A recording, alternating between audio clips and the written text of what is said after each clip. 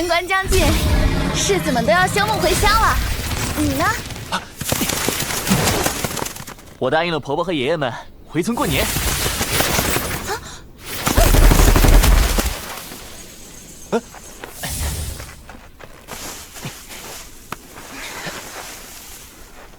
你要离开，回大虚了。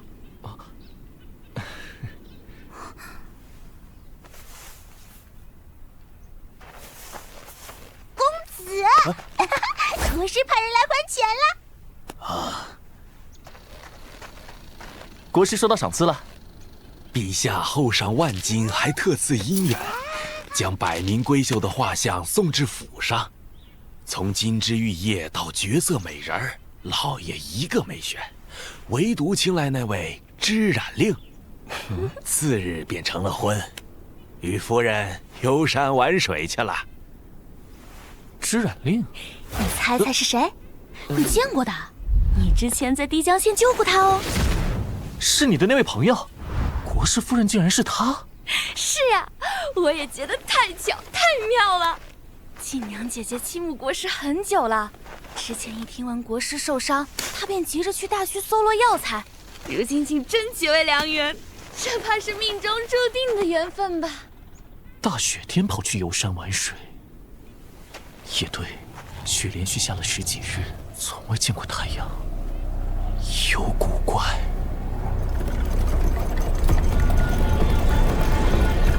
老大，怎么漓江也下雪了？漓江地处南疆，四季如春，怎会有雪？小的们，加快船速，去前方看看。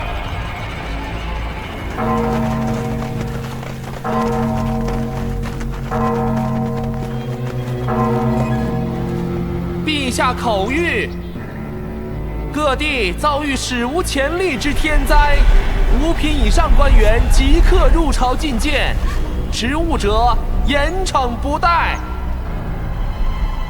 诸位大人还不快快前去，一物不得。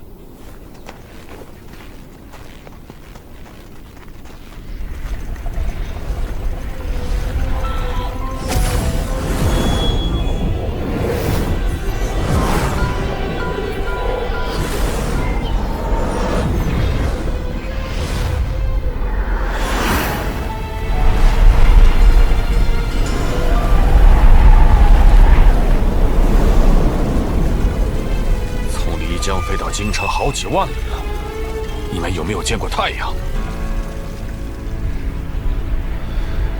一朵绵延几万里的阴云，覆盖了延康。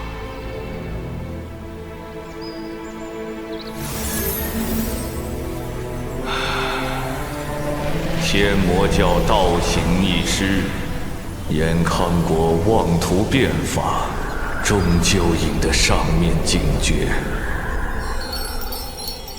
天谴就要来了。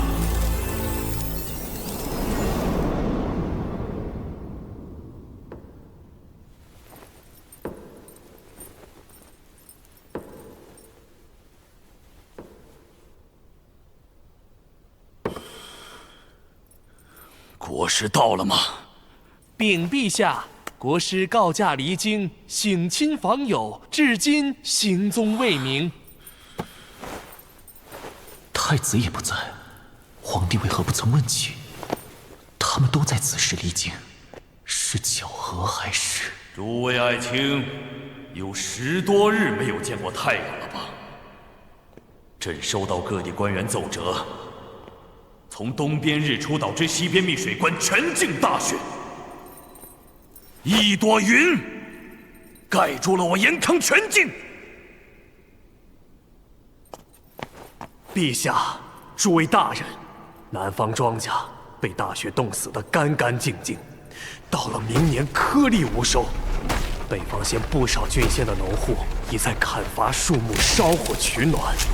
若砍伐殆尽，山洪、泥石流、大洪水等天灾降临，酿出人祸。饥民吃不到东西，便要吃人了。南方本就因战乱缺粮，倘若北方也断粮，就必须动用世家和宗派封地的存粮，只怕稳定下来的局势又生变。这朵云倘若几日散去，还可以将损失降到最低。若不散，逆贼造反，趁如座钓鱼台。现下一场雪，一朵云，就要我严康分崩离析，让几百年的努力烟消云散吗？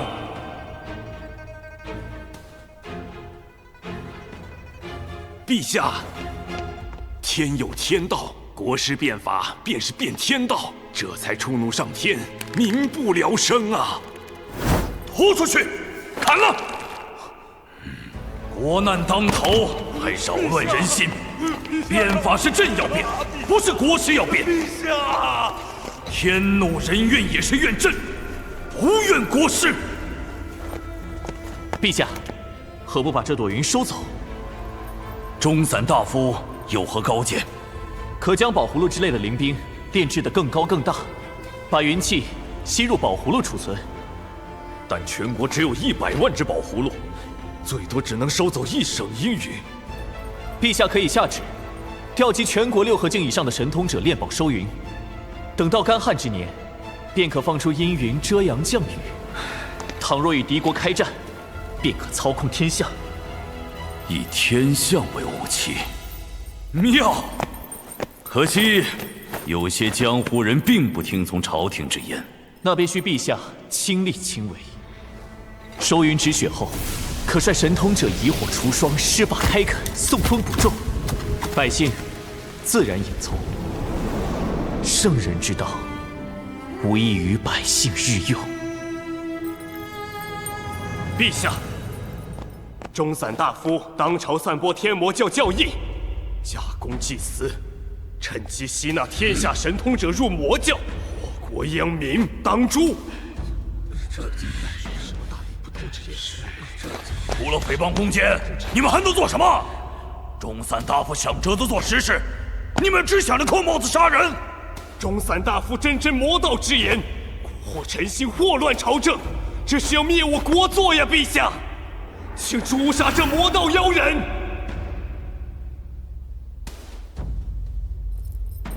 你被革职了。秦爱卿的话正确的很，分明是治国救民的良言。再胡乱揣测，就杀你的头！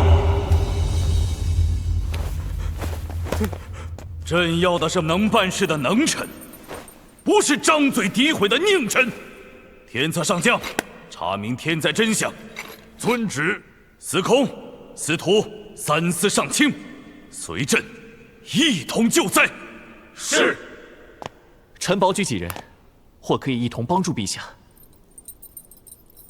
准了。国师这几日不在，他便趁机安插人手。不过话说回来，我就是天魔教的镇教天王。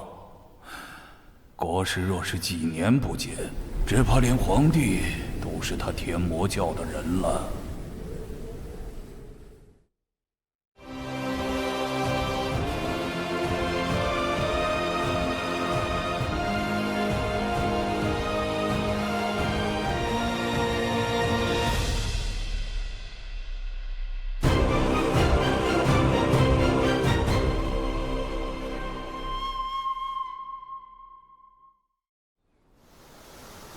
皇帝见识太浅，以天魔教教义治世，却不知后面的大恐怖。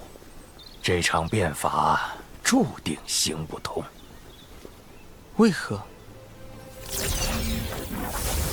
道法自然，我道门用数理构建自然，演化万象森罗，而不改变自然。天魔教却是率性所为，放纵欲望，对抗天道。哪怕他们帮助了百姓，也会招致天罚吗？我欣赏他们的一些行为，但他们的教义错了。神出自自然，变法变道就是破坏大道，就是反神，这不是魔，什么是魔？国师受天魔教影响太深，从前的灾难也会在延康国降临，这是天降之劫呀！让门中弟子都下山吧。皇帝和国师惹出的天罚，不应由世人承担。你们能救多少人，便救多少人。遵法旨。倘若国师和皇帝执迷不悟，我道门也不得不入世了。天上小玉京，仙人扶我顶。夫人，这个神秘的圣地出过一位真散人，他说小玉京有一些可能会改变我想法的东西。夫君可愿改变？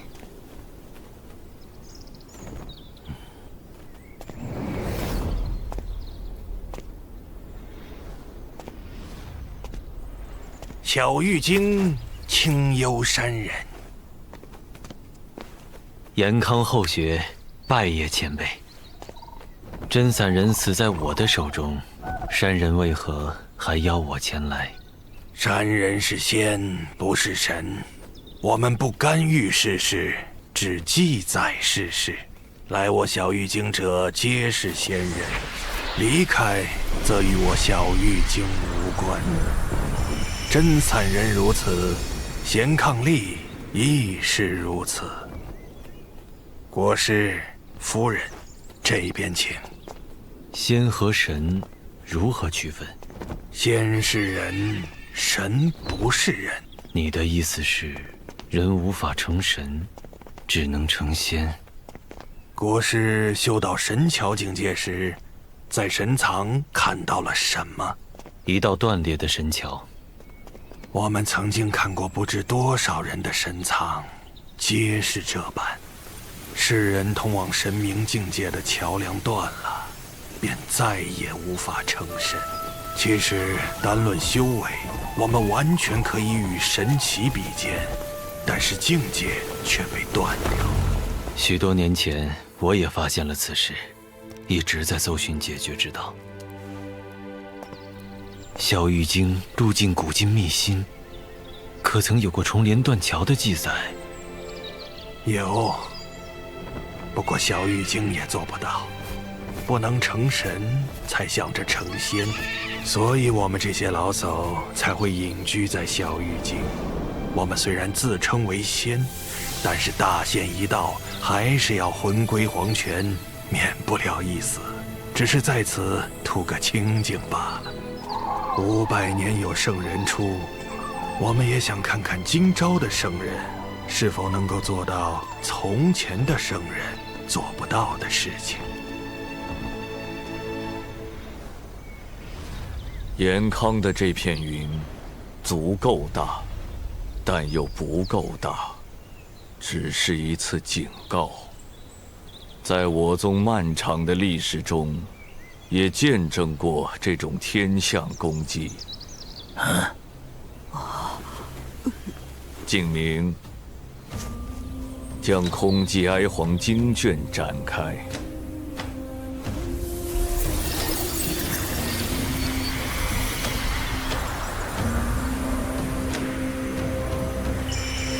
空寂哀皇6420年，天象变，降雪30日，云锁80万里，不见天日。恶殍遍野，匪盗四起。哀皇命诸神龙王处止。哀皇6430年，天降火流星，星雨如潮，万千火山迸发，大地震动，地裂千丈，河流干涸，海空。又至次年，太阳消失，月已无光。难道这便是大虚神国最后的历史。大雪和阴云只是开始，不过这警告来得比我预计的要早许多。延康国的作为让上面有所警觉了。唉，若炎峰帝一意孤行，延康只会是下一个大虚。皇帝若想平息这场灾难，唯有停止变法，罢黜国师，降罪己诏，向天请罪。或许这一切尚有转机。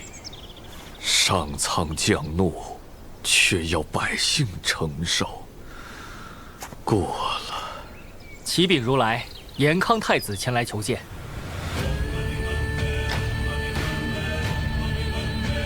请他上来。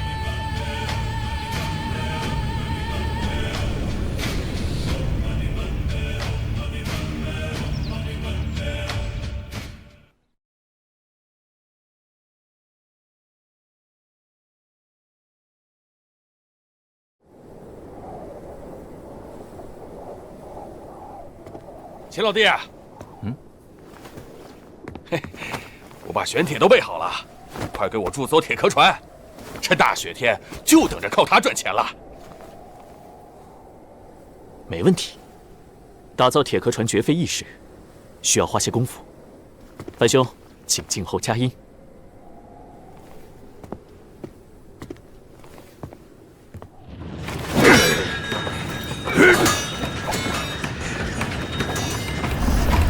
好，好，小心！你们帮助皇帝赈灾，倾圣教之力，尽力而为，令发旨。倘若皇帝赐官，我们是受还是不受？受。延康国就是天圣教，不必多疑。很多神通者习惯了高高在上，认为给凡人做事就是折辱，不会乐意为百姓出力。极端者只怕会趁机作乱，针对天圣教。你们务必小心。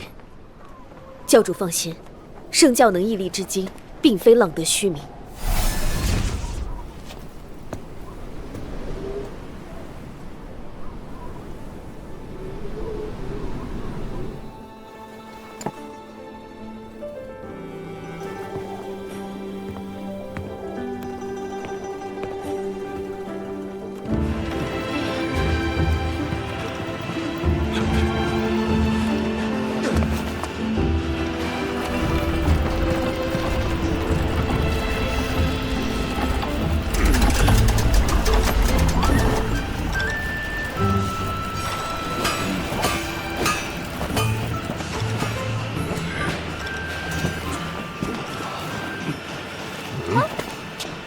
范兄，铁壳船的制造施工可是绝密工程，你好像看到了不该看到的东西。钱兄弟，你居然是天魔教的！我什么也没看见。范兄，两条路，你是老江湖，该知道是哪两条。我入伙了。你不会碰巧就是圣教的教主吧？从今往后，你便是我斐堂的范乡主。哎，教主，那艘船是我的。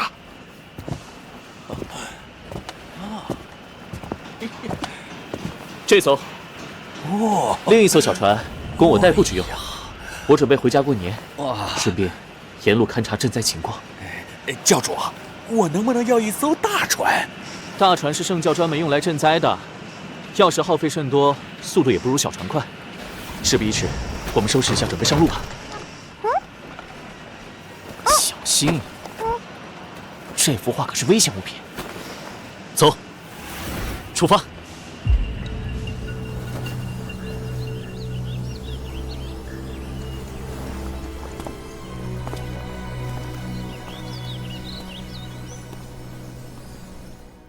这位太子舌灿莲花，态度也非常诚恳，或许值得一试。但那位寿数还有大半，恐怕不会主动相让。古有禅让，有能者居之，暴虐者退之，这本是天理，是该恢复古制了。绝不可让大襄城之事重演。天魔教新教主何如？必须慎重，一旦动手，便是正魔大战的开端，贻害无穷。不，这恰恰是有史以来最妙的时机。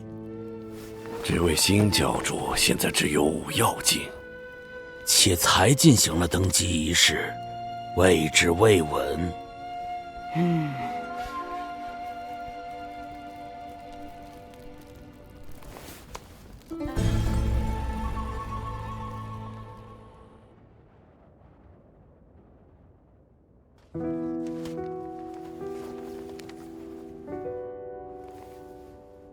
敢问山人，书中反复提及的开皇纪、开皇国，是哪朝哪代？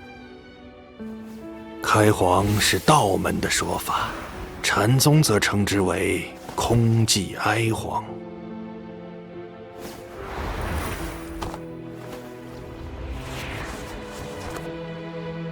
如来曾言，成住坏空，乃生灭循环的4个阶段。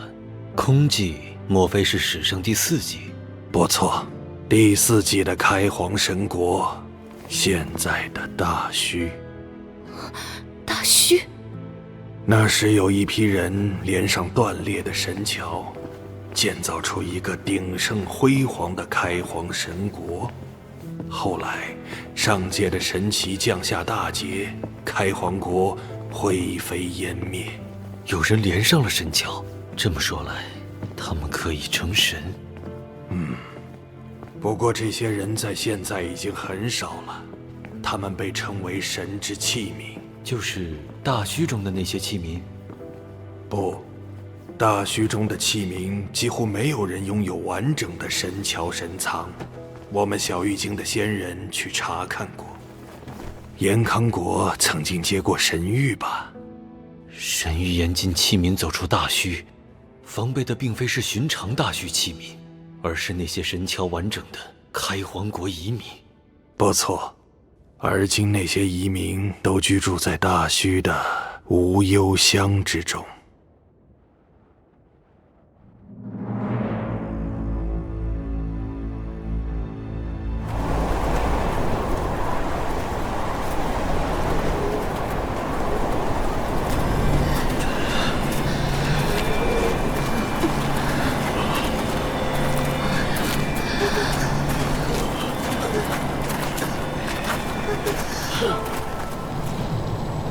回大虚的这一路越来越冷，路边冻死的人越来越多。小心！拜见圣教主。你们是圣教弟子，告诉他们不要去其他地方了，所有地方都被冻起来了。这些人一旦停下，就没有了希望。继续走，心中还有希望，说不定能找到温暖的地方。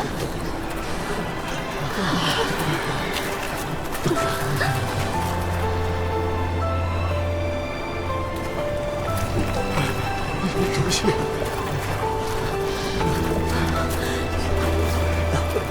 来这边。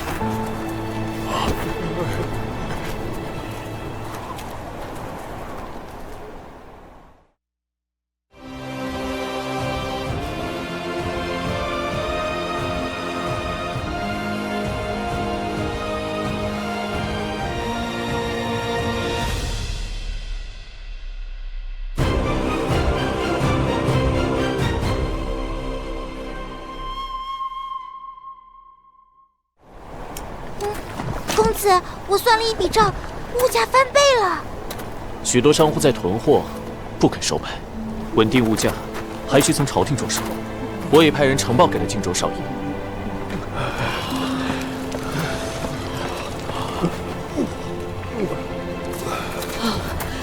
谢谢，谢谢。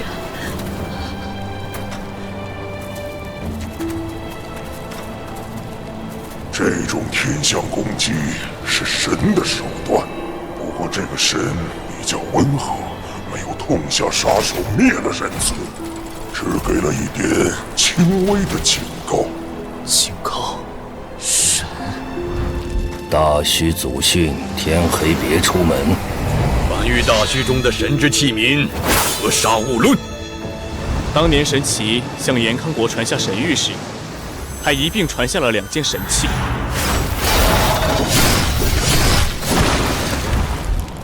大虚流传的神谕，神到底是什么？血分万里，还只是温和的警告。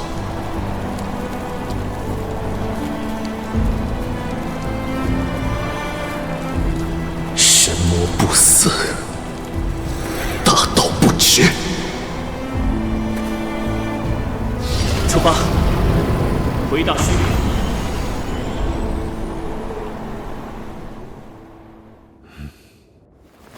无忧香，开皇国发生了什么事？为何引来神奇降劫？国师将殿中史籍读一遍，就会明白了。那场大劫，我小玉京称之为开皇劫。在开皇劫之前，还有3次劫难，而现在延康崛起，我们小玉京便称延康为延康纪。山人说延康国，你们称之为延康纪。那么，倘若延康覆灭，你们是否要称之为延康劫？夫人聪慧，那座宫殿是为延康节准备的。等延康国覆灭，便会整理出延康纪的历史，留给后人参阅。倘若国师还要按照原本的道路走下去，开皇国的劫难也会是延康国的劫难。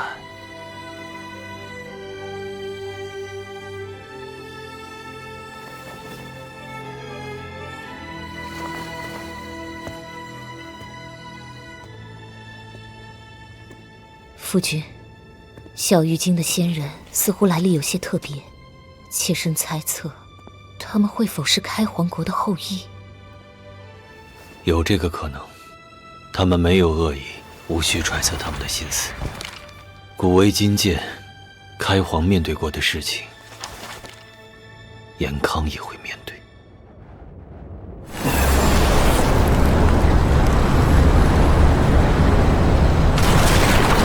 公子还没突破云层吗？快了！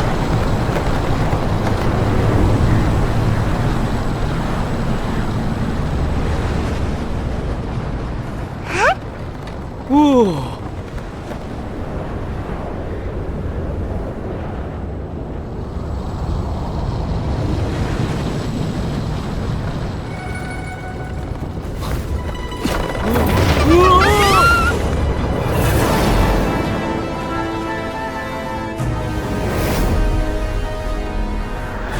刚才明明看到那小子的船，怎么现在不见了？秋妹妹，放出虫子来！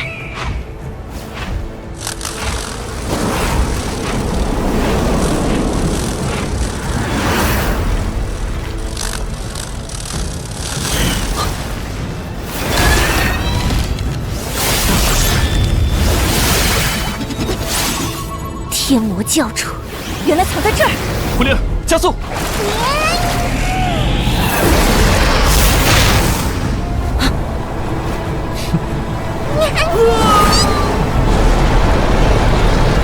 血灾绵延，百姓流离，天魔教难辞其咎。罗豹，你来掌舵。我吗？天魔教的秦教主，身份败露，前路颇多坎坷，很多道友都在等着你呢。在下奉师命前来除魔，祈求上天息怒。求理宗琼夫子门下蓝女，见过天魔教主。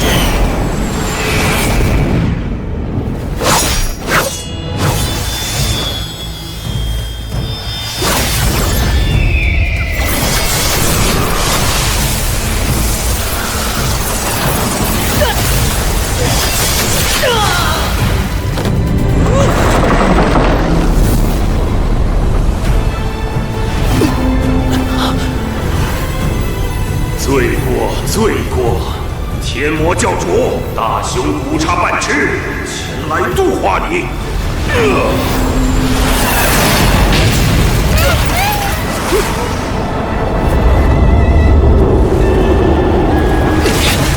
老舍是个高手，必须找出他功法的关窍，一击破之。否则这把铁壳船会被他压爆。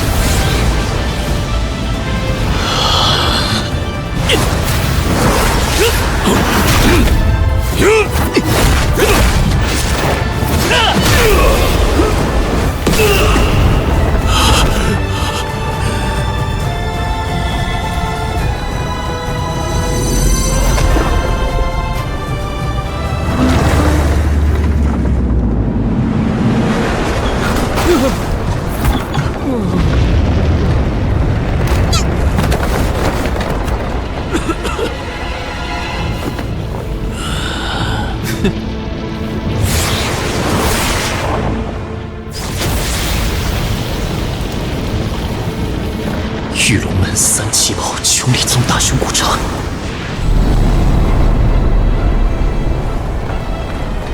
看来，这次回大徐的路会很漫长。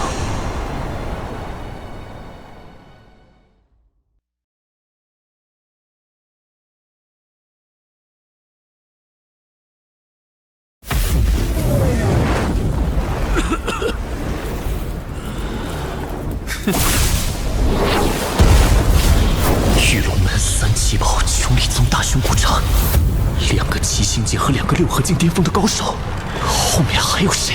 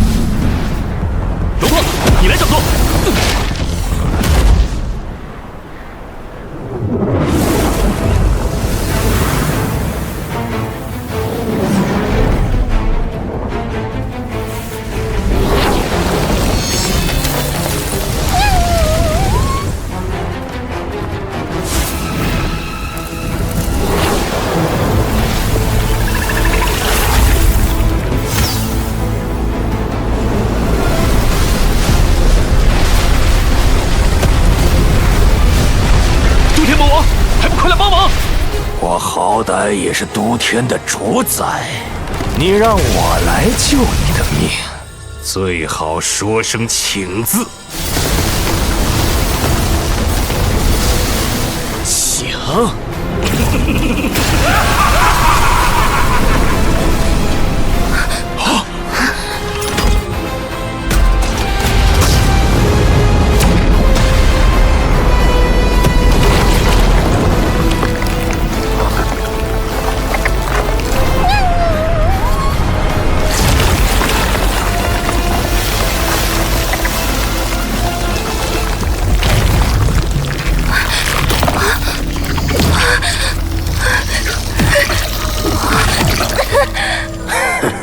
这冰山般的女子修习的剑诀，讲究的是压制心中别情离恨，方能道心如剑行，通透无瑕。可惜，倘若有半天时间，我便能令她欲念横生，彻底堕魔。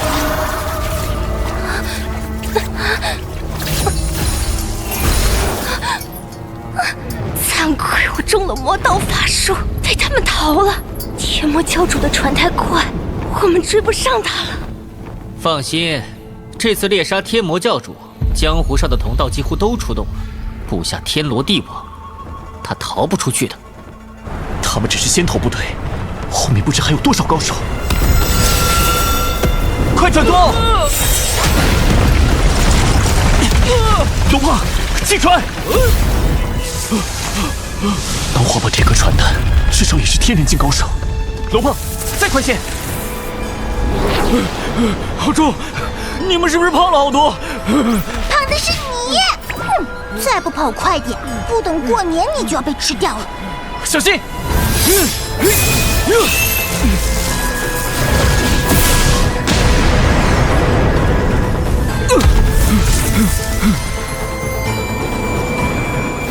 天人境高手，看来是躲不掉，也逃不过了。好重的怨念，这里应该是一片古战场，曾发生过一场血腥厮杀。停下，落到下面的山中。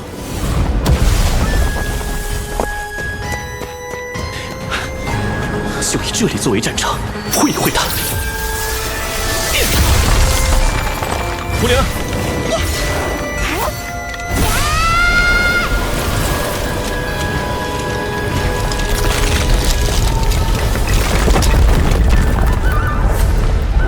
臭小子，你若是能招来我的真身，我便帮你将他们统统杀光。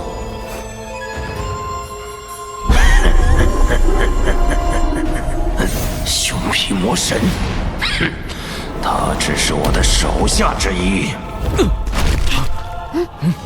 Preta Deva Avatarana, Preta Deva Avatarana, Preta Deva Avatarana, Preta Deva Avatarana, Preta Deva Avatarana。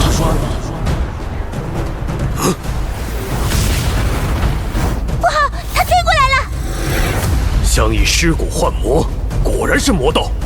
今日枯叶替天行道，是为大香城的道友报仇。龙胖，拦住他！快去呀！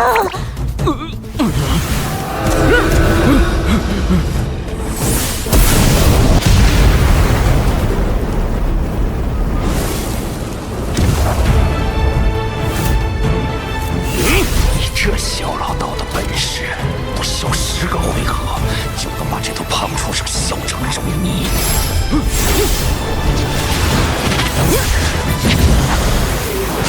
小孽畜，还敢不降？莫非要魂飞魄散？屠天魔王，拖住他！不去，我被困在这副躯壳里，使不出全力。我若是死了，世间无人能幻魔，你的真身也永远降临不了。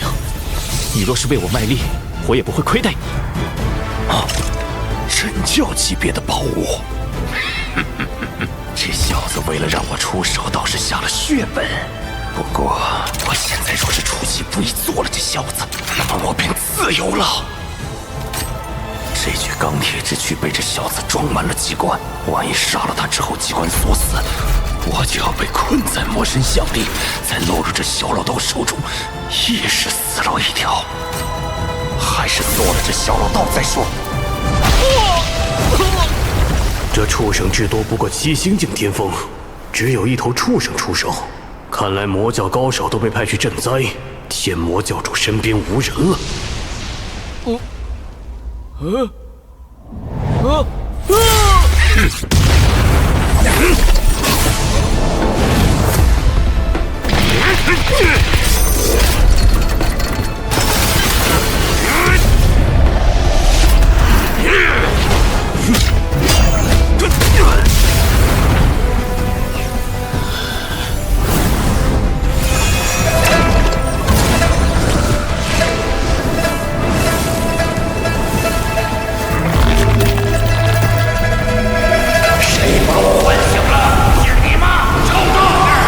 一架用树妖制成的古琴，倒也是一件难得的宝物。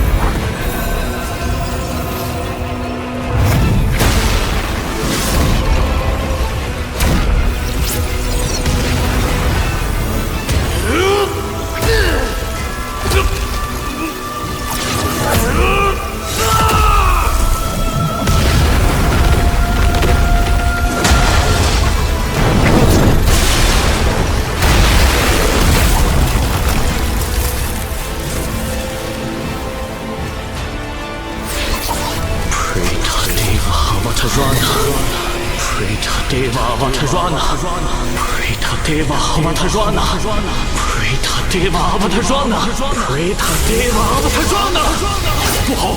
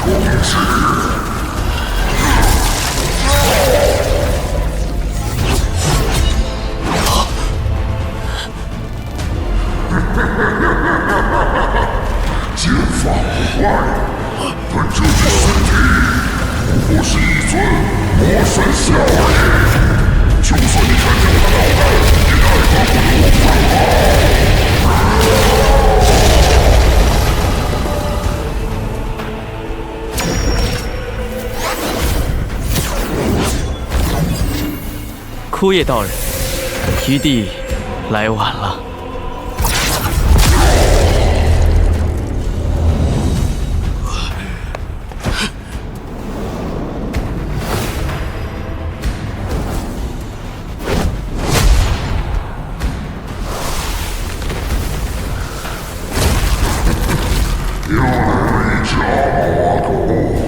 琼里宗琼夫子门下读文书。见过天魔教主，我师父与离散人田真君忧思天下疾苦，命我这个晚辈前来向前辈出手，不算过吧？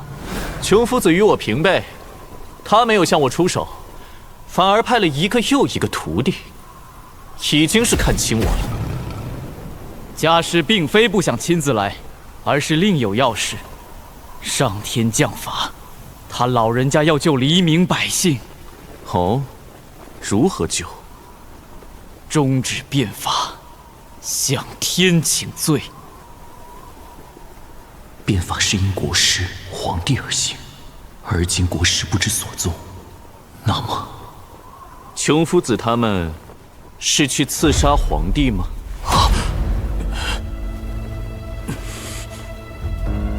国师给老如来面子，让他救走琼夫子等人，条件是不再插手事实。为何出尔反尔？为天下众生故，为何不能出尔反尔？灵秀宫青羽散人来杀天魔教主。既然来杀我，为何还要见礼？虽是仇敌，但礼数不能失。这次对付天魔教的小教主，我们有以大欺小之嫌，但你毕竟是堂堂魔道第一圣地的教主，辈分上要比我们高，因此倒也不算以大欺小。为天下众生故，可以出尔反尔；为除魔却不能以大欺小。你们倒总能自圆其说，有意思。还有几位，也请现身吧。天魔教作孽太多。禅师普善特来为天魔教主消解业障，求得往生。盖门齐门主麾下，莲花堂堂主罗三破，除魔勿近。教主身边好像有只狐狸精，曾经得罪过齐门主。齐门主说务必弄死。你们齐门主真是小气，不当人子。5个天人境的高手。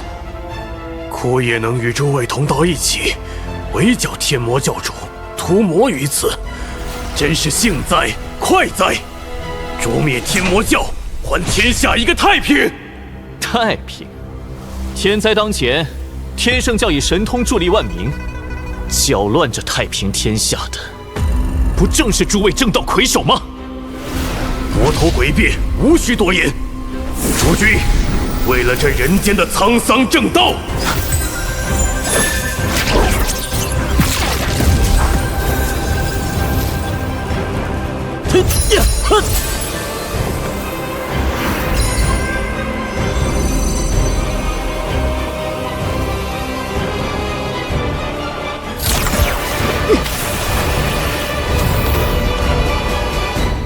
为了正道，杀！熊皮大魔神，我将他们统统献祭给你！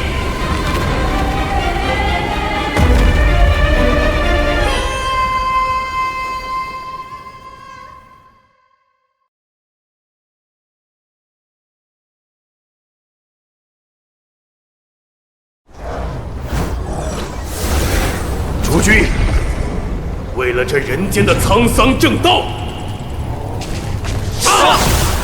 熊皮大魔神，我将他们统统献祭给你！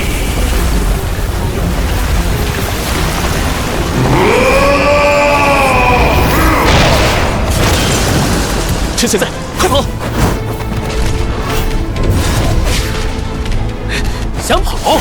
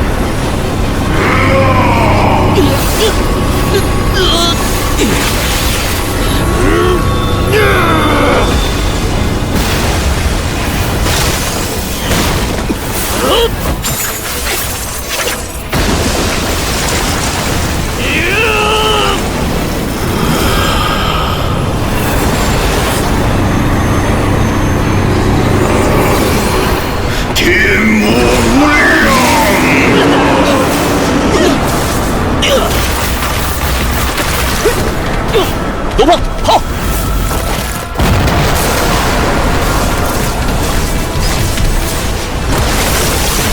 能量耗光了，可惜没能收割这些祭品。不过好在看到都天老儿狼狈的样子，我都天就是被这个无能的首领带到了如今的地步。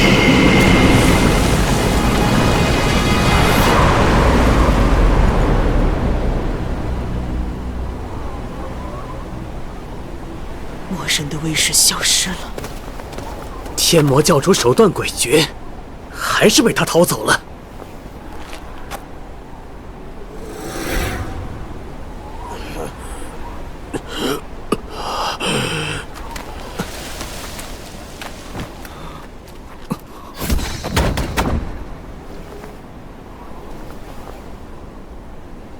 人人生本是一枯叶，飘落黄泉终有时。诸位道友，务必斩首我后。道兄慢走，我们定将魔头送去见你。追，那魔头跑不了，前面路上还有比我们更强的存在，等着他自投罗网。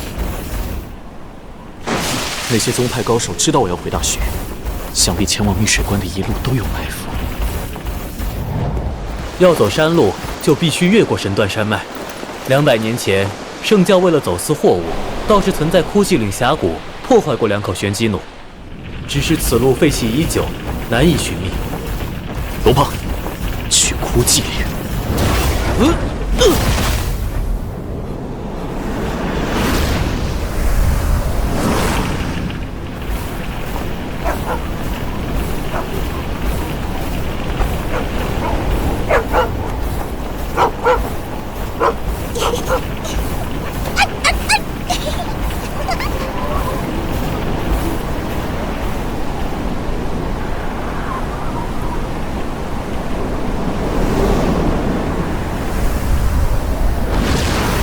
奇怪，龙胖都跑了这么久了，怎么还没到？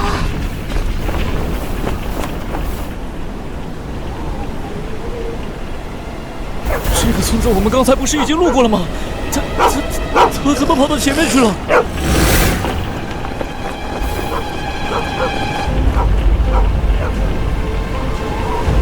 继续走，不必理会。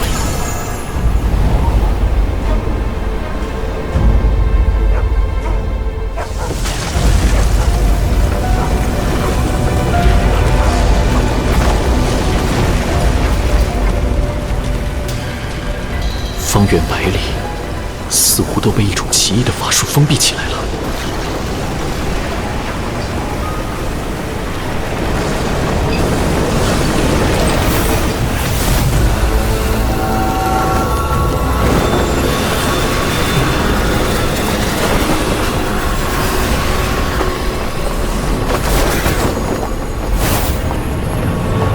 这是空间折叠之法。执法者用秘术将方圆100里折叠成矩阵，无论怎么逃，最终都会回到原地。我们被困死了。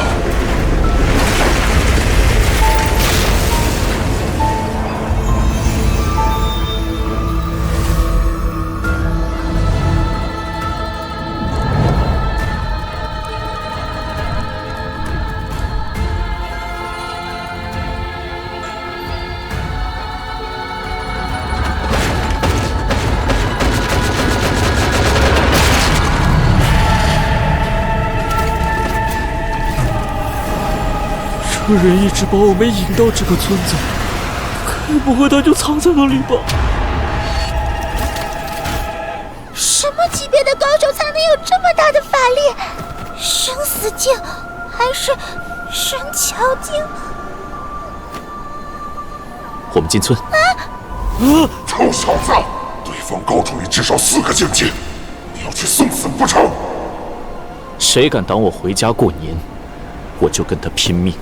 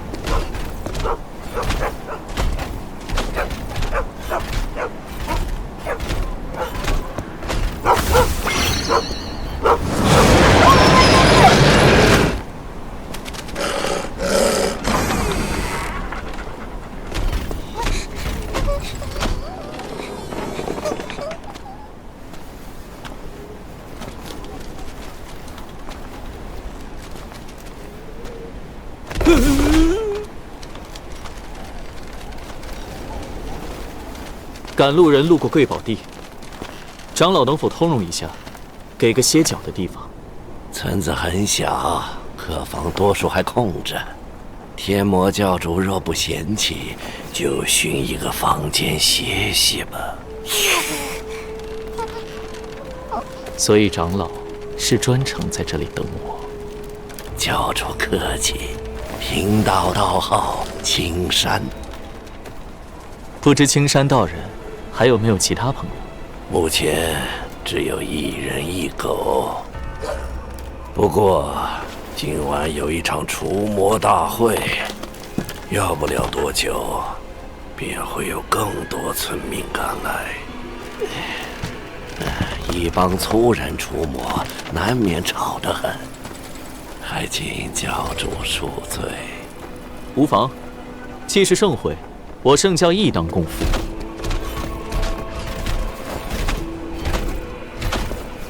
青山道人请回，我们便在这里住下。教主睡个好觉。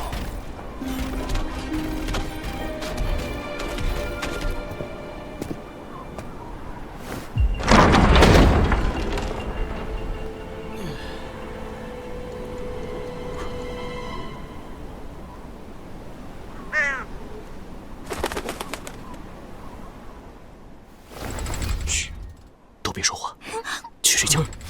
老东西不是要找人来吗？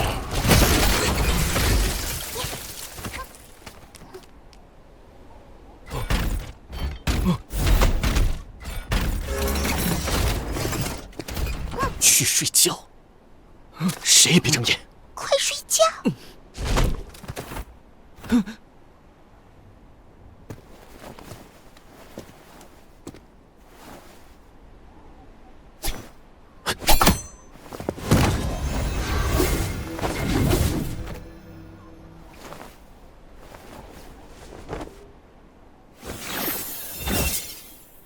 记住，无论发生什么都不能睁眼。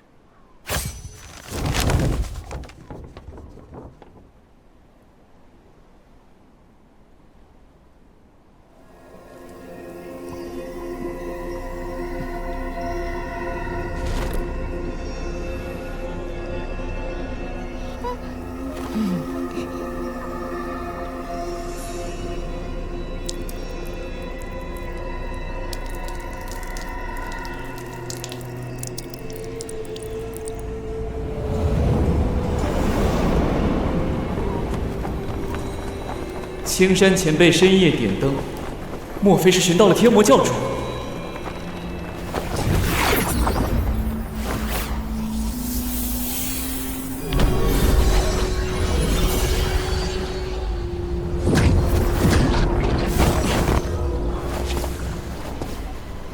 前辈好手段。他已经在村里睡下了。枯叶道兄呢？我这便去杀了他，为枯叶前辈报仇。当心，天魔教主本事虽不高，手段却不少。若他又幻魔，四方空间已被我折叠，他无法完成血肉献祭，自然换不来魔身。只是天魔教主如此泰然，是真有后手，还是一出空城计？魔高一尺，道高一丈。我们4个天人境，再加上生死境的青山前辈，何愁拿不下他？不急，待各路同道齐聚除魔大会，再取其性命，以慰英灵。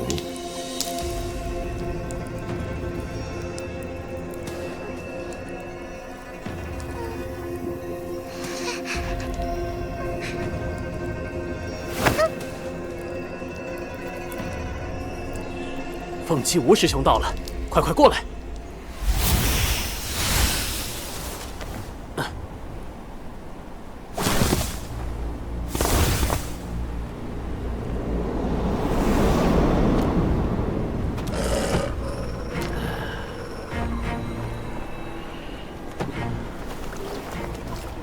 诸位，天色不早了。今日诛灭天魔教主，还枯叶前辈一个公道，还大襄城诸位英雄一个公道，还天下一个公道，与各位共饮此杯。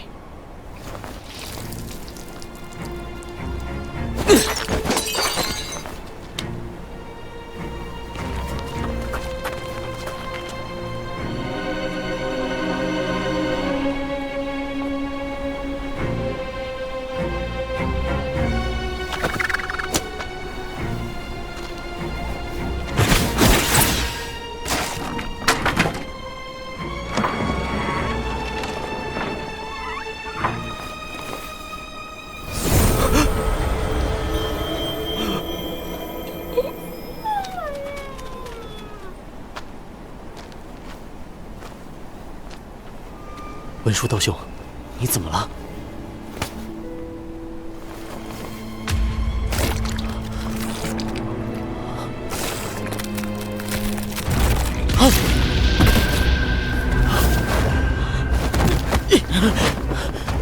大家小心！天魔教主房里有高手。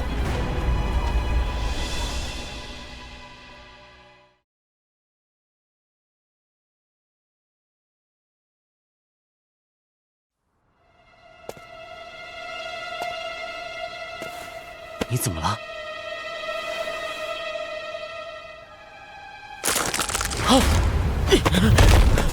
大家小心！天魔教主房里有高手。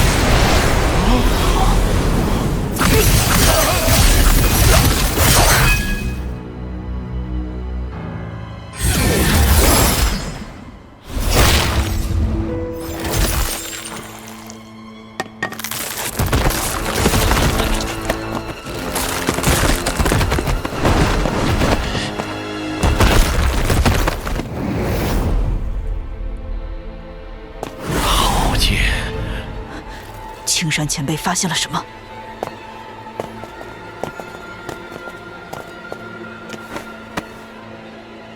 你们看他的眼睛，他死前看了那里一眼，便中了这一箭。那里究竟有什么？一幅画。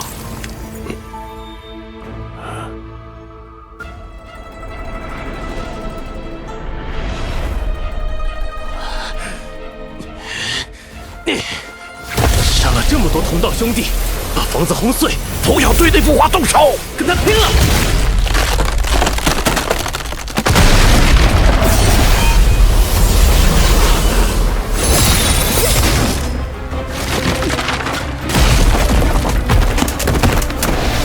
戒备！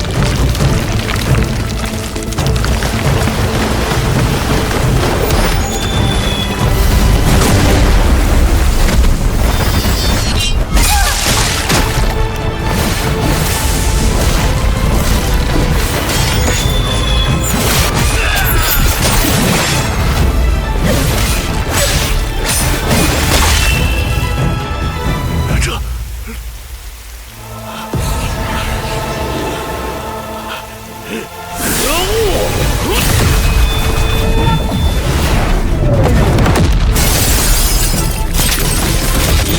剑开王，汪洋，山河在，心茫茫。左右环顾，故国不在，人数就庄。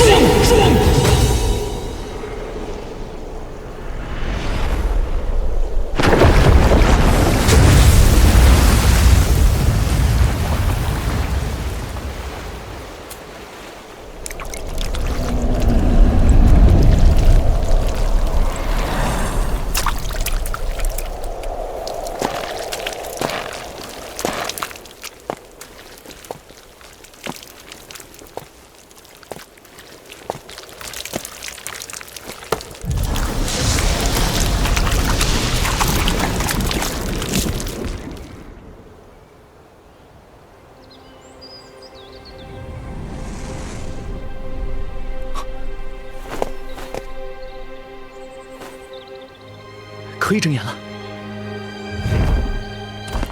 这幅画明明是空的，猫为何看不得？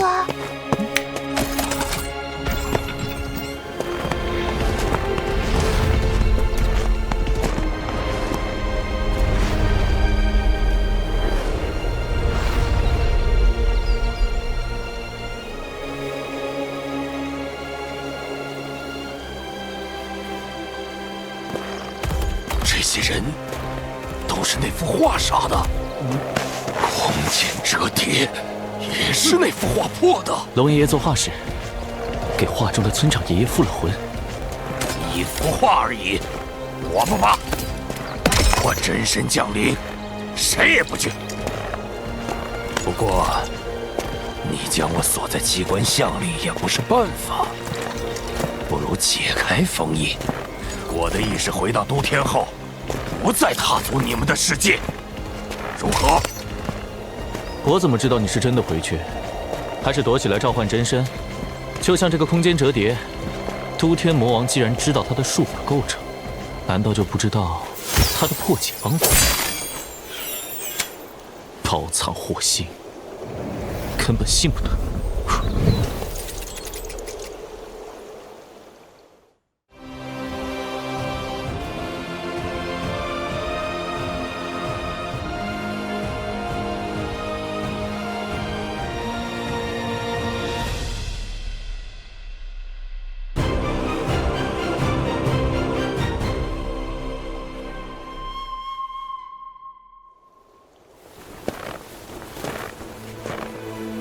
继续赶路，必须在天黑前穿过枯寂里，进入大穴。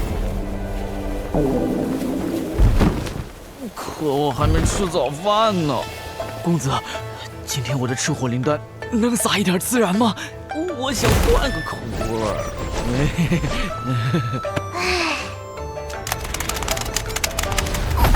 啊，只有半斗。你现在胖的几乎跑不动了，半斗够多了。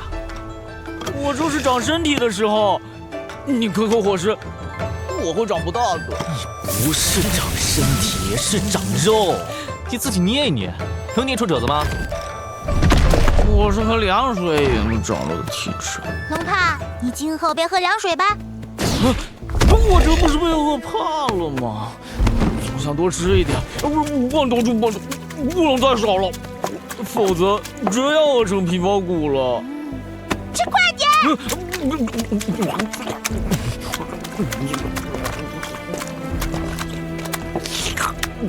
走吧。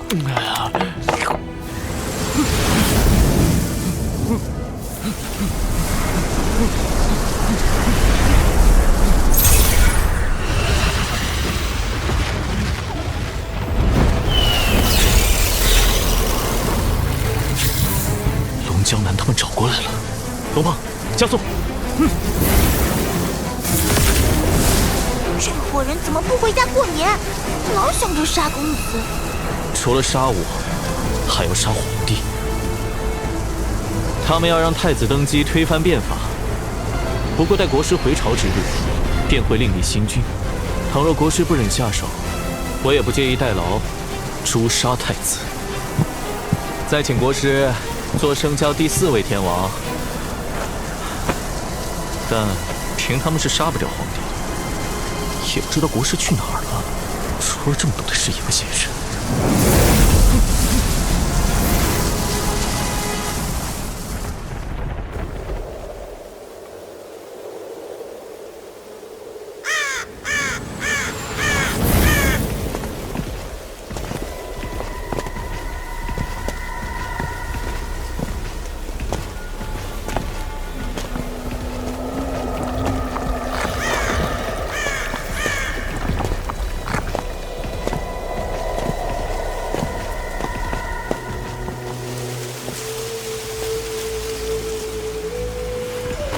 小心，这里有古怪。我在暗界见过这样的景象，神魔的血把这片峡谷污染了。神血逐生，渗入泥土之中，赋予灵性；魔血逐死，让一切长出土壤的统统死亡。有点意思。要是同时吸收神血魔血会如何？应该会变成一种很奇特的、拥有神魔之力的药。我们不能绕过这里吗？其余山峰皆有玄机弩，唯有枯寂岭峡谷2侧的玄机弩只剩残骸。要避开神奇，必须走这条路。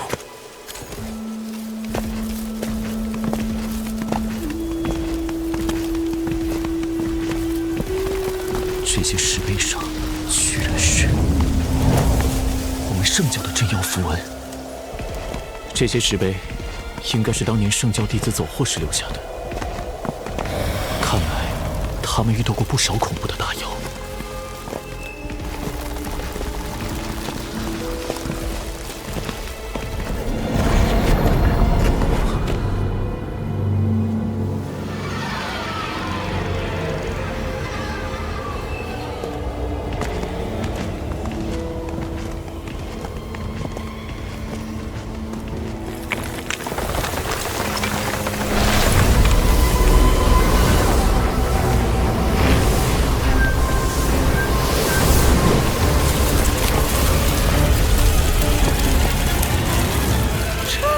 石碑，难道镇压着一个妖国不成？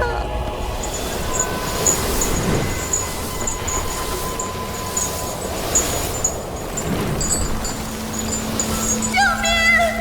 救命！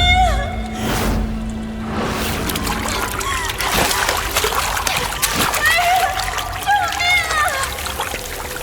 有人在洗澡？那是溺水。哪有人会光溜溜的溺水呢？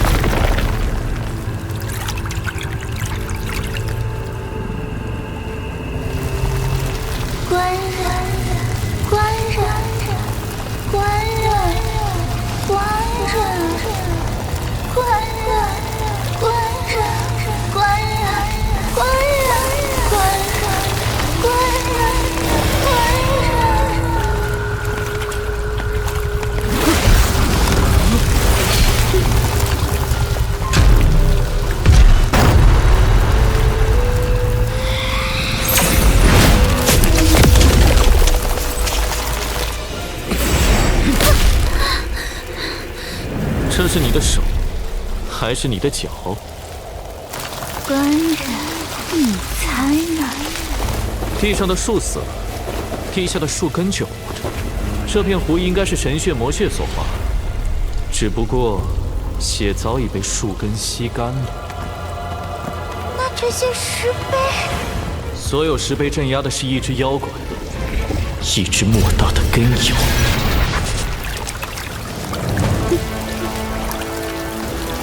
你是天圣教的人。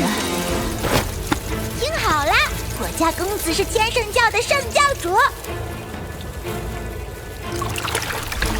圣教主，600年前也有一位圣教主，多管闲事的很。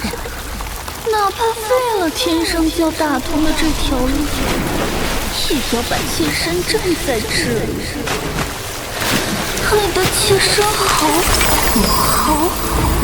害得妾身好苦，害得妾身好苦！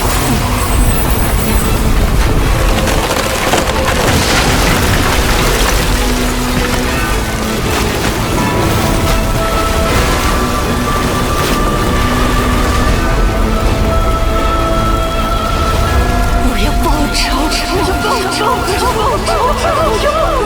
我要报仇！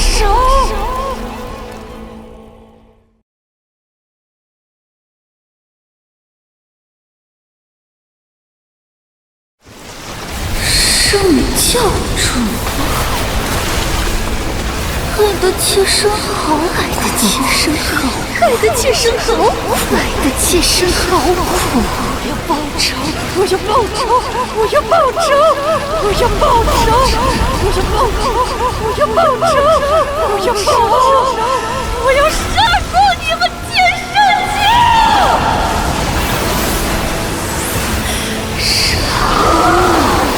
杀光你们！杀光你们！杀光你们！杀光你们！杀光你们！难道天魔教主去了神断山脉？他不是器皿吗？不怕玄机弩射杀？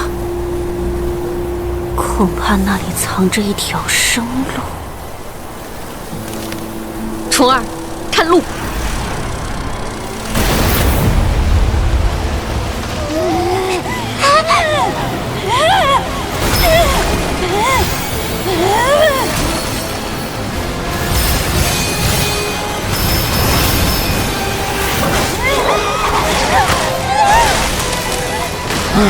可惜了，这个雌星还挺漂亮的。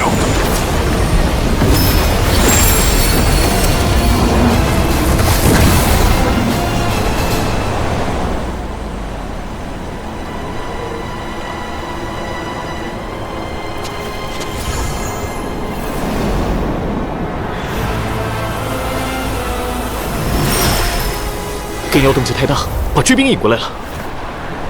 圣教主，我要杀了你！灭了天圣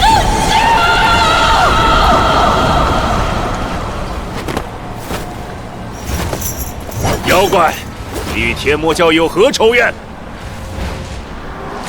他们将小女子镇压在此600年。妾身与他们仇深似海，大师若能推倒石碑搭救妾身，妾身定以身相许。不必，你随我修禅，助我杀天魔教主，我便放了你。这点狐媚伎俩就迷了你的心窍。天魔教是魔道，他们镇压的妖一定是好妖。此去大虚，总需领路人。诸位帮我将这些镇妖石碑推倒，解救这位同道。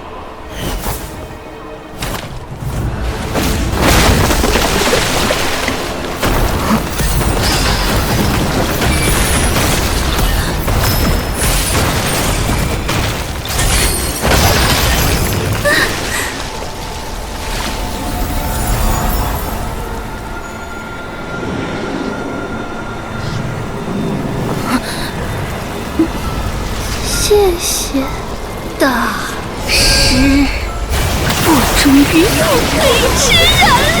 终于可以吃人了！终于可以吃人了！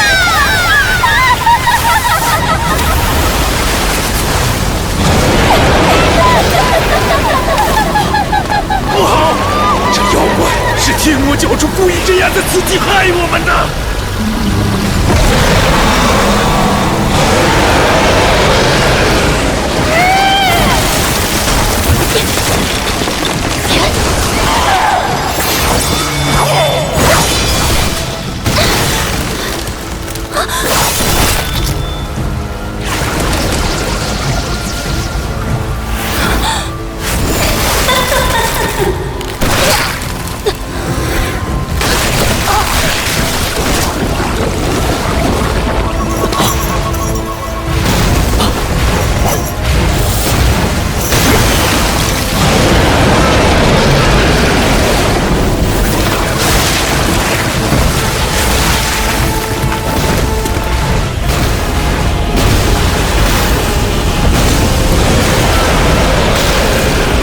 小风，引他去玄机弩那儿。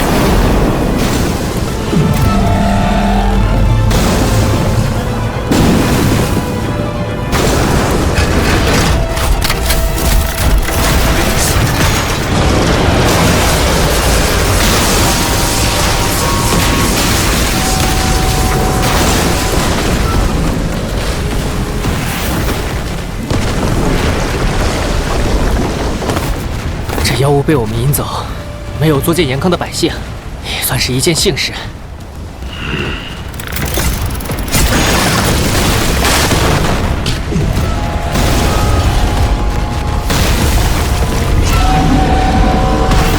连神器都降不住他，怎么可能？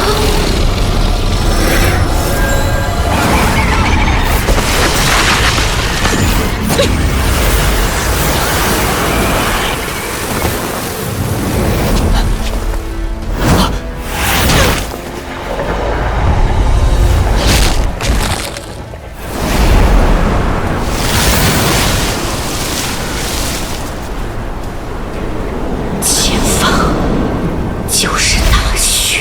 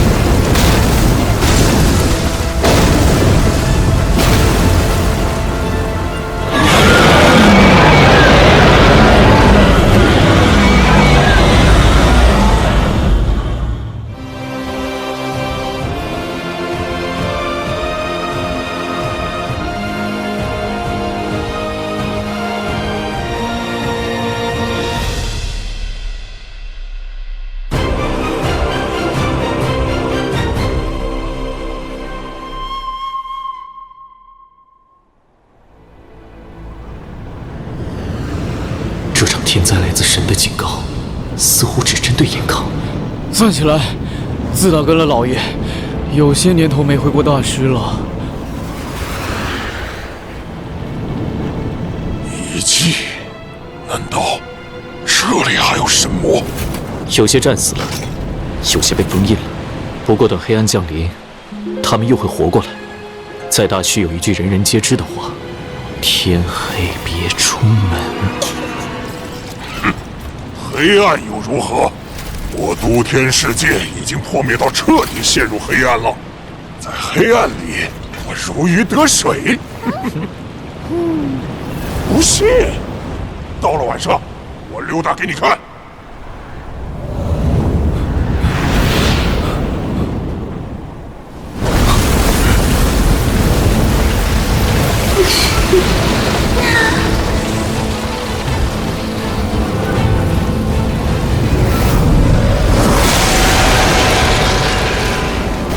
根妖被人放出来了，谁这么蠢？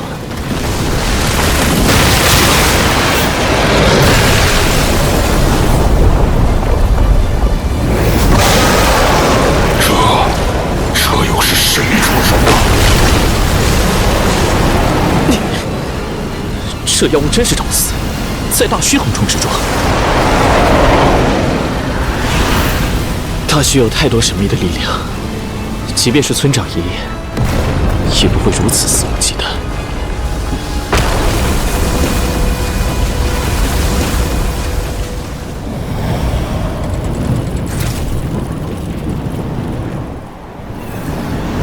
没事，大虚就是这样。有些遗迹中隐藏着一些神怪，记得烧香拜神便不会有大碍。估计那个根妖不小心碰到了某一处遗迹，惹到其中的神怪了。我大虚是没有王法的，所以无论遇到谁，都必须要有礼数，不然万一得罪了什么人，很容易被干掉。太危险了，我想回都天。你这个破世界，哪里是凡间？到处都是妖魔神怪，我不入警醒了吧？放了我想回家。只要你掌握了大虚的规矩，其实大虚比延康国要安全多了。不信你问灵儿。公子这次出来便是去延康国历练的，我们在大虚都不算历练，可见延康国的凶险。放心吧，我们大虚很安全的，你跟着公子，保证没事。我只是想寻个低等世界，给我的子民落脚。都天世界已经完蛋了，再和你们血拼，那就真要绝种了。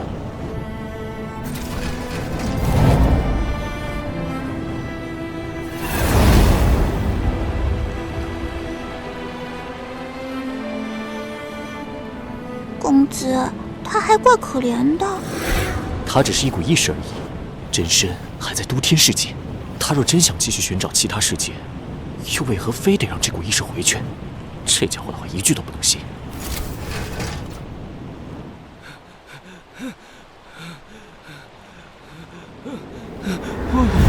我飞不动了。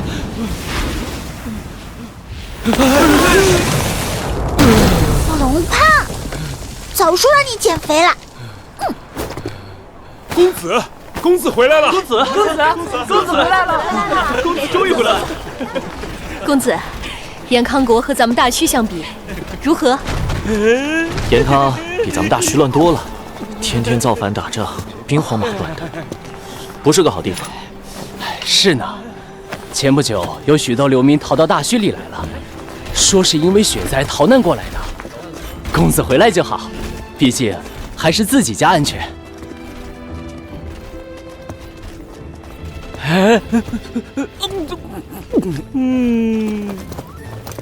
公子回来了。婆婆，城主回来了吗？城主前阵子来过一趟，然后走了。哎，公子要住下吗？小的这就去准备。不用了，年关近了，我先回一趟村子。又吃又躺，你休息好了没？赶紧出发啦！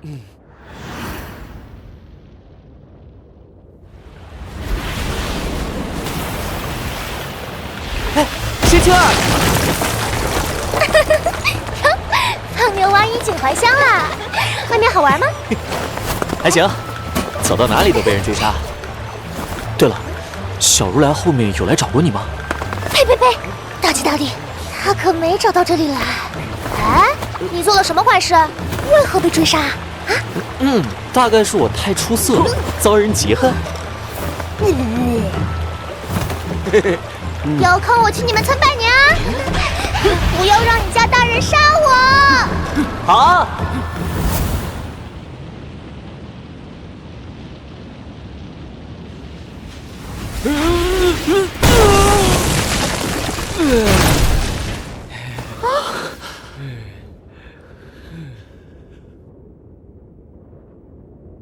婆婆，爷爷，我回来啦！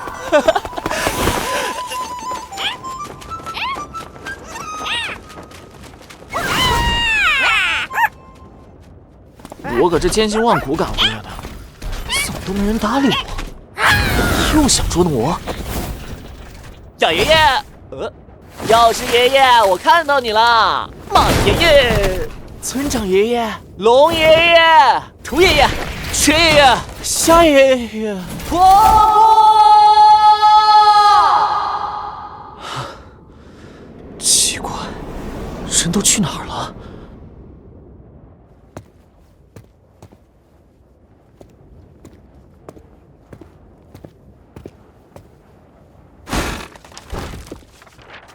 我和药师带着天魔教祖师、执法长老去黑暗走一趟，探探无忧乡。有人回来就帮药师喂喂虫子。村长他们一直没回来，我和瞎子去找找。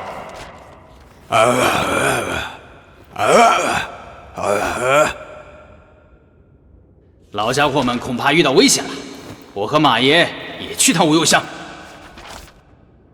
木儿，我去把这些老东西找回来过年，你别四处乱跑。要是看到聋子，就给他做点饭，他快饿死了。婆婆和爷爷们还有祖师，都去寻找无忧乡了。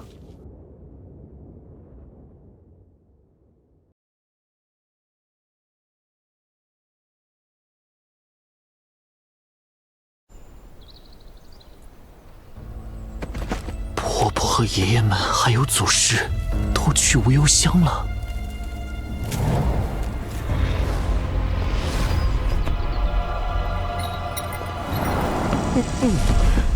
老爷半年没见，原来是去那儿了。无忧乡在哪儿啊？木儿，有饭吗？我饿了好些天。龙爷爷，你回来了，饭马上就有。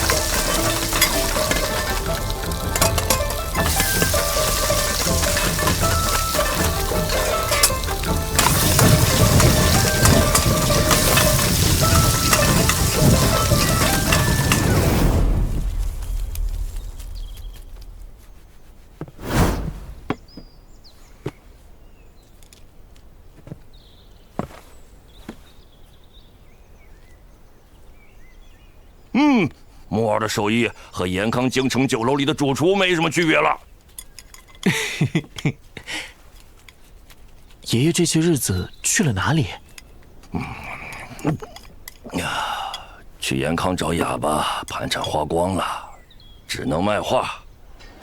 人心不古啊，一张都没卖出去。实在饿极了，遇到司老太婆，舍了我几个钱，还被她嘲笑了很久。这事儿不要告诉药师，这厮总笑我画画不如他卖药来钱快。现在世道不太平，所以没人买画收藏。下次缺钱药，你就卖给国师府，延康国师肯定愿意花大价钱买。我上次灭了延康国师数万大军，去他家卖画，他一定拿我正法，我打不过他。你去太学院找我，你画多少我买多少。书楼里还有其他画吗？都烧了。其他人呢？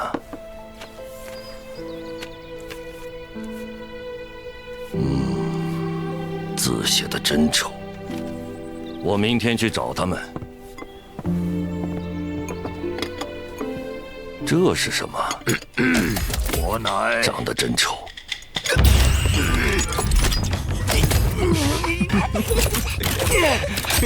你家长辈比你还没礼貌。国王，龙爷爷听不见的。他刚才还能听见你说的话。哼，他有时能听见，有时听不见。我呸！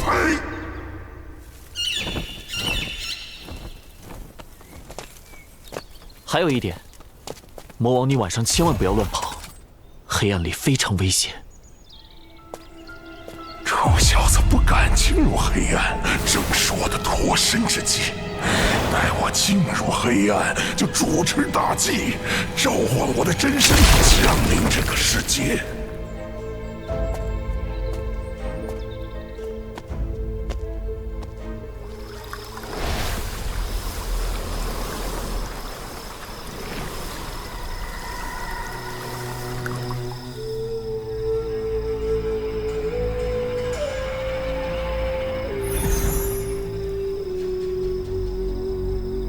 现在正是离开的好时机。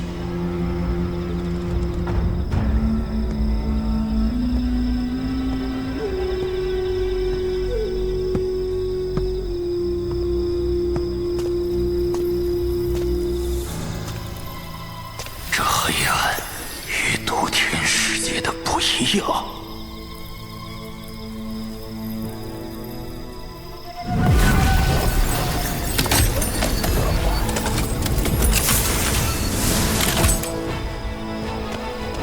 Tamasika Bhavati Panak Bhavan。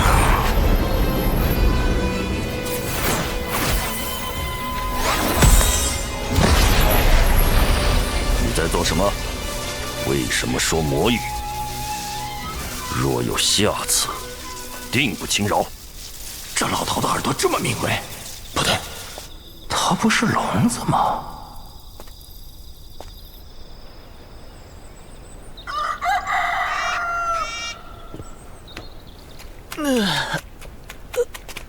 木耳，我出门寻找村长他们，你和大狗看村子。我不是狗，我是半龙半麒麟的瑞兽。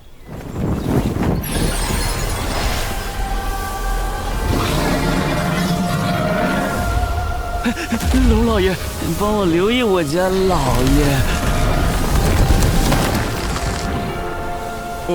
都听见了没有啊？应该听见了吧？不知大个子最近过得怎样？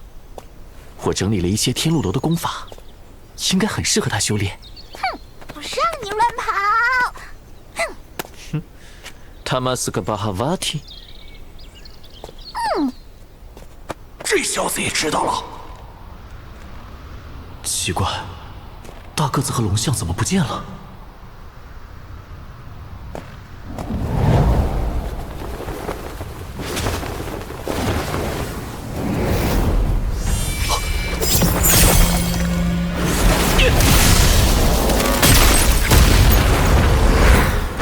哈哈哈哈哈！踏破铁鞋无觅处，得来全不费功夫。没想到会在这里遇到天魔教主。让开！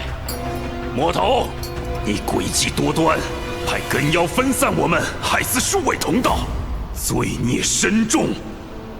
那根妖已被圣教镇压，要不是被你们放了，他怎么有机会再害人？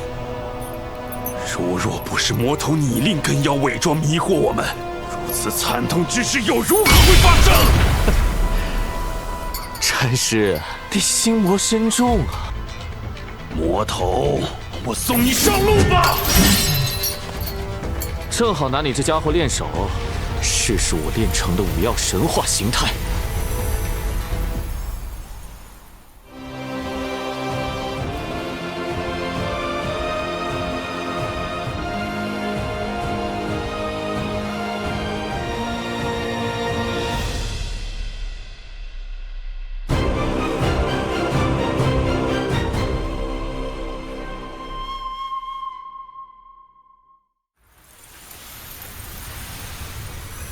我非好杀之徒，早已将恶念炼入禅珠，而今施展雷霆手段，为天下除害。来得好！好强烈的劲气！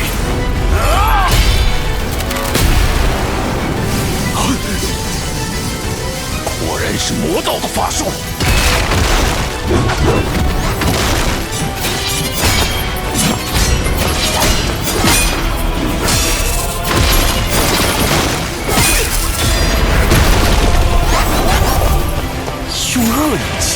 实力，这就是你的禅心。魔头妖言，在将不听。须弥印夺！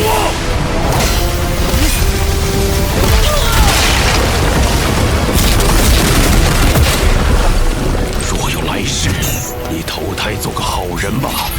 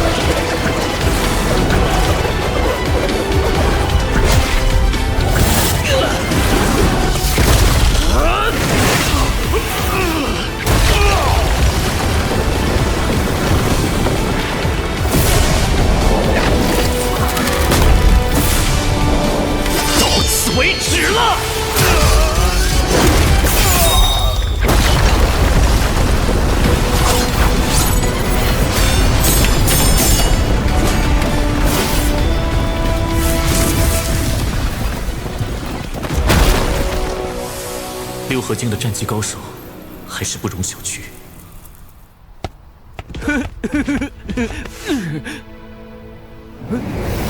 公子，公子，你受伤了。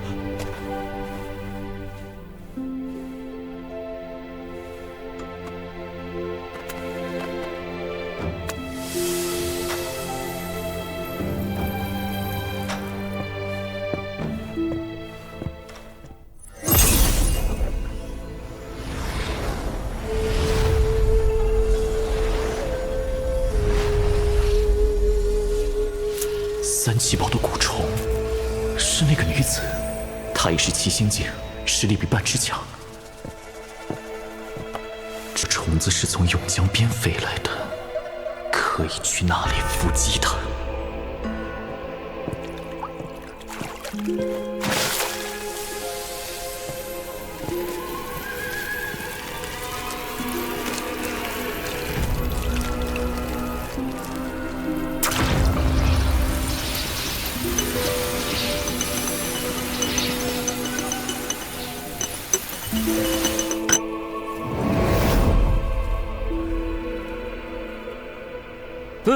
公子，做什么去？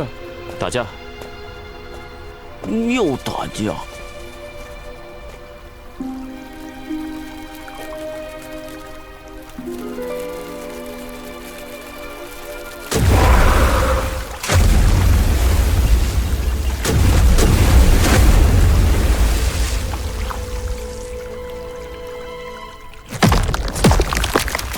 永江鱼怪的实力也有我要紧。在那女子饲养的蛊虫面前，竟不堪一击。天魔教主，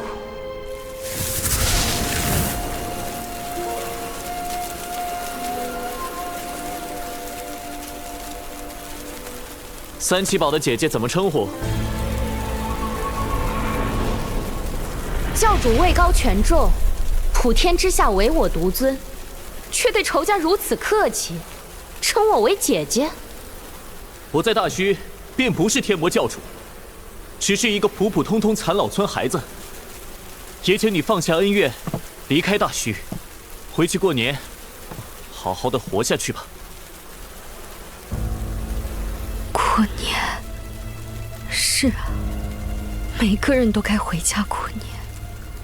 只是我的家已经灰飞烟灭了，就是被你和燕康国师毁掉的。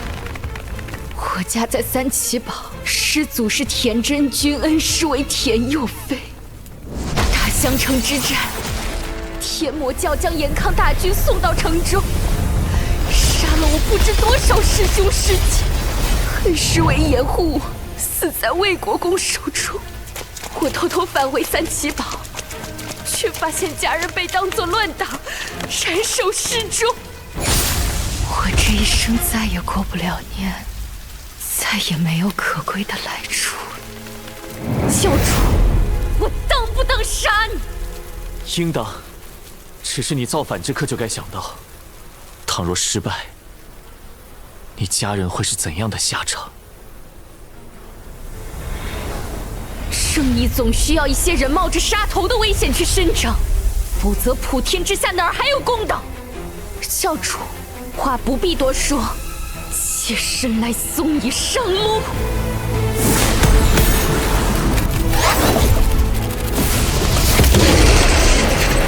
道不同不相为谋。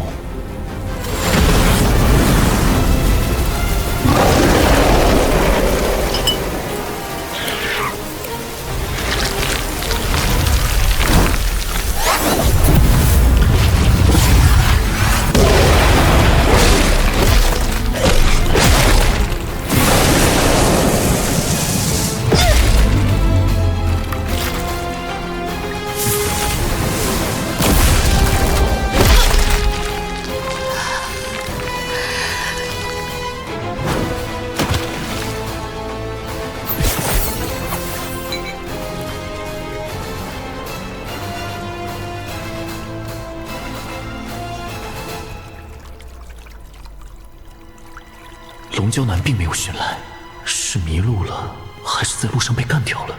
或者说，他就在附近？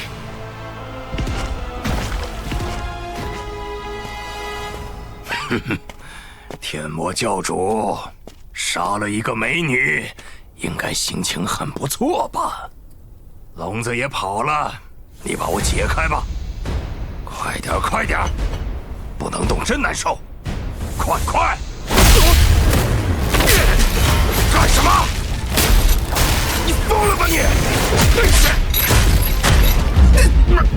住手！别打了！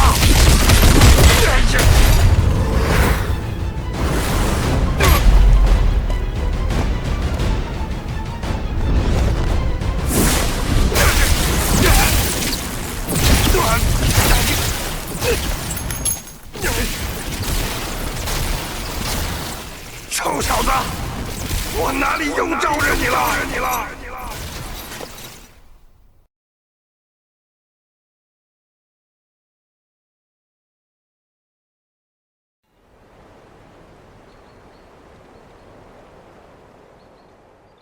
龙爷爷一走就是6天，毫无音讯，距离年关只剩3日了。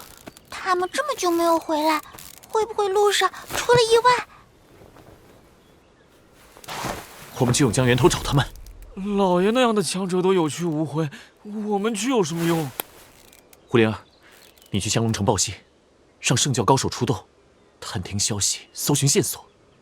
我和龙胖沿永江而上，去找暗界的入口。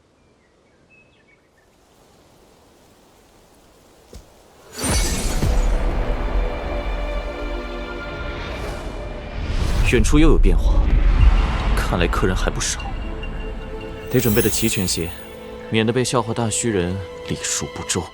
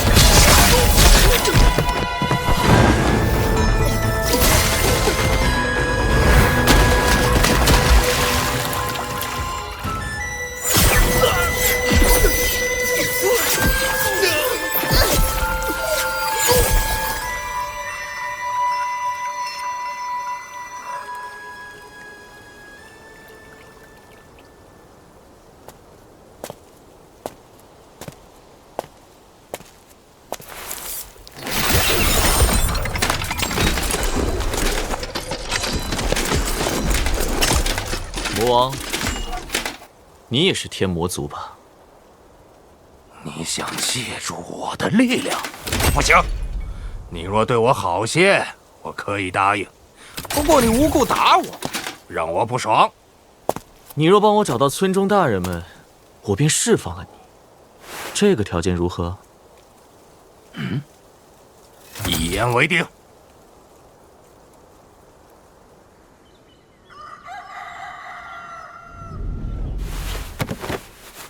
公子，我送信去了。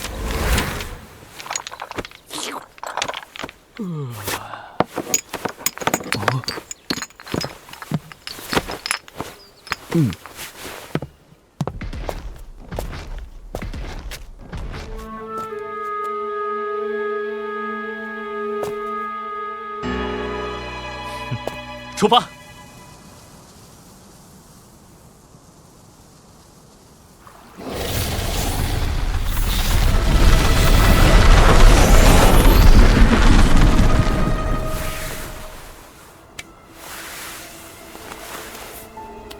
搜查到此处的人都死了，有古怪。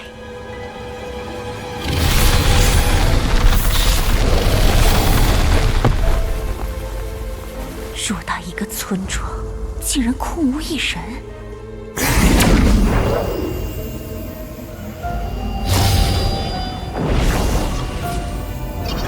这村里都是好宝贝，去！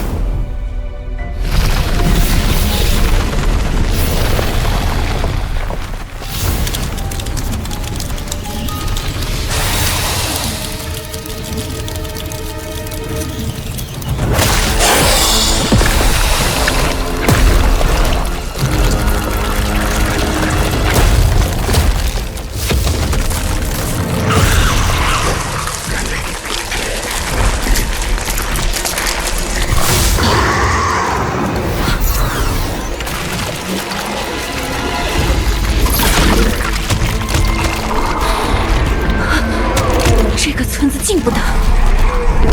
小红，快走！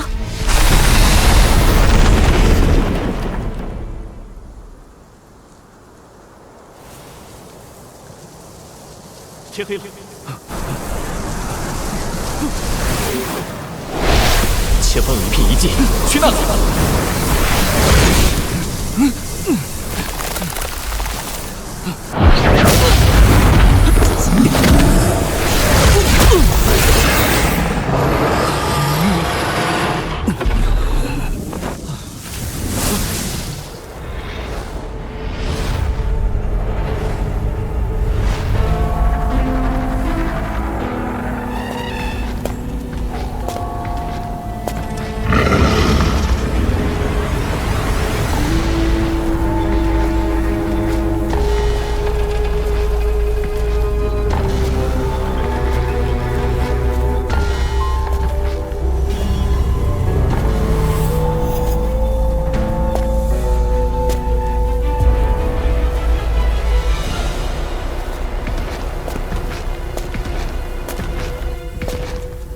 赤云师兄，同来大虚历练了一段时间，小妹还是为大虚的种种神迹诡异而惊。此处遗迹，竟有如此宏伟的一尊天王石像。师妹，猎徒少元方才也与山人议论，前来给天王石像烧香的大虚人众多，这尊石像来历不凡。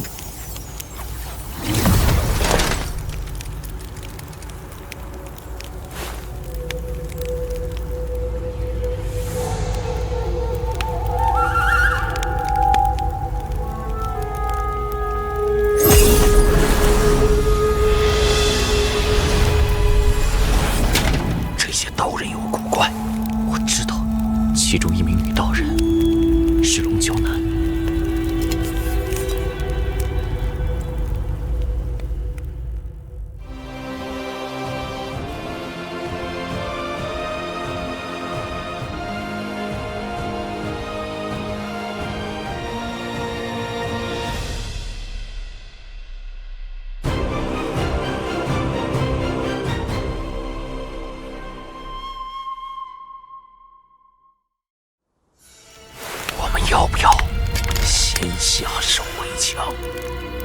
有规矩，黑暗来临时，1击内不能厮杀。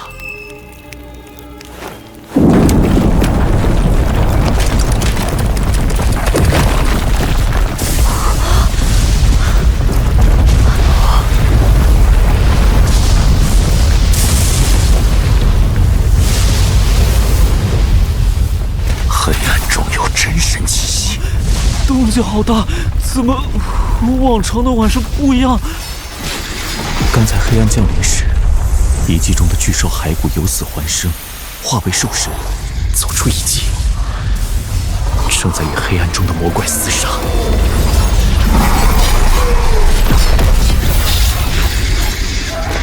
已过了半夜。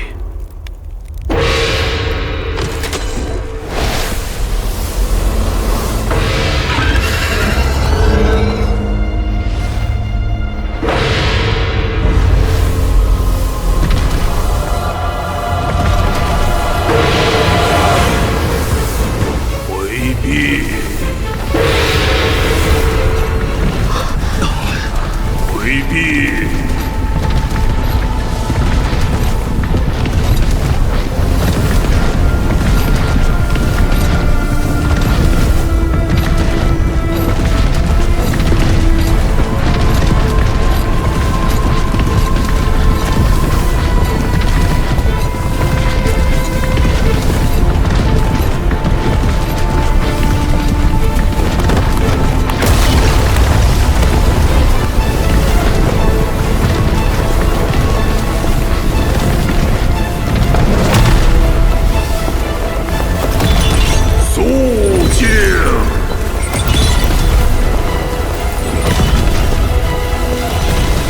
启禀镇海天王，东海龙王敖震趁天灾造反作乱，陛下从无忧乡传令，命我等前来，助镇海天王斩之。无忧乡。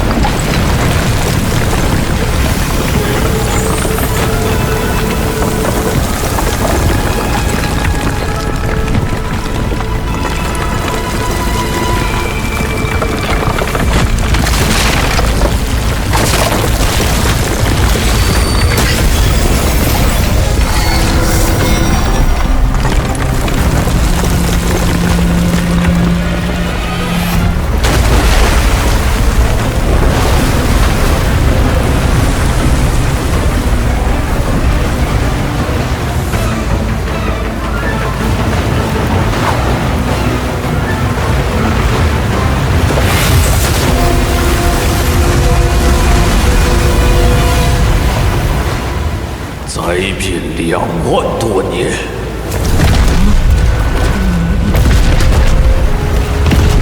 哼！这厮还敢造反！刀来！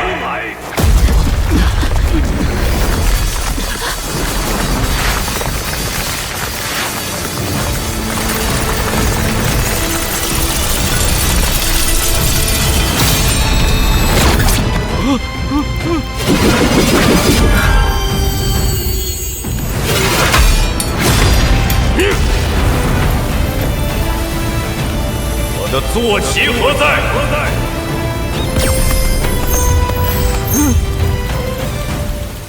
麒麟堡举何故不前？还不速速奉令，随我出征！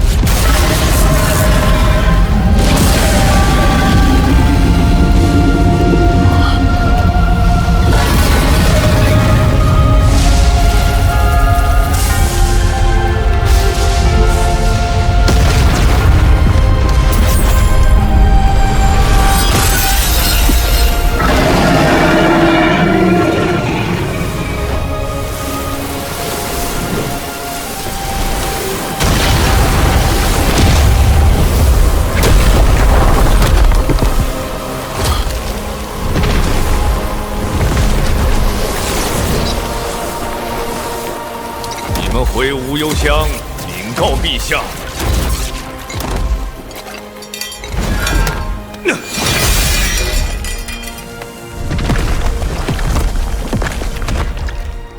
末将幸不辱命，已经斩了叛贼首脑。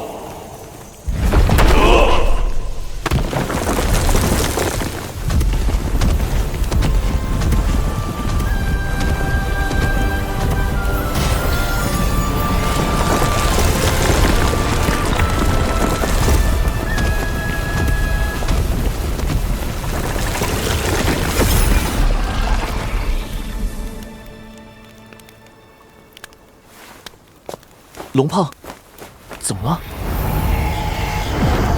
我梦见自己驮着一尊神王，杀入一片波涛汹涌的战场中，无数神龙向我攻击，被我背上的神王挥刀砍杀。